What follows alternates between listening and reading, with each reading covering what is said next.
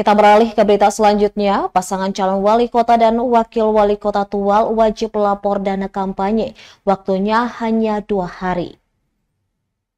Semua pasangan calon wali kota dan wakil wali kota Tual wajib melaporkan laporan dana kampanye. Hal tersebut dikatakan Kadif Hukum dan Pencegahan KPU Kota Tual, Junaidi Bugis, saat membuka sosialisasi tahapan dan dana kampanye pemilihan wali kota dan wakil wali kota Tual di Hotel Aurelia Kimson, Rabu 18 September 2024. Menurutnya, mengingat waktu pelaporan dana kampanye sangat singkat, menjadi sosialisasi ini digelar lebih dini untuk meminimalisir kesalahan yang terjadi. Kemudian ada juga kewajiban dari peserta pilkada melaporkan sumbangan dana kampanye. Apabila tidak dilakukan, maka sanksinya bila pasangan calon tersebut terpilih tidak akan diberikan rekomendasi untuk pelantikan.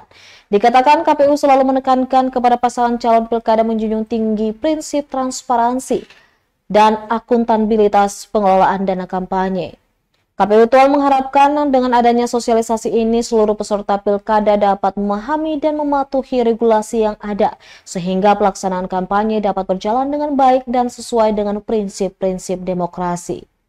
Hadir dalam kegiatan antara lain liaison officer atau LO dan partai politik pengusung dari 4 bakal pasangan calon wali kota dan wakil wali kota yang dinyatakan memenuhi syarat verifikasi berkas administrasi dan akan ditetapkan pada tanggal 22 September 2024 mendatang. Pengajuan tanggal 2 kemarin ya, sesuai dengan jadwal tahapan berdasarkan PKPU nomor 2 tahun 2023.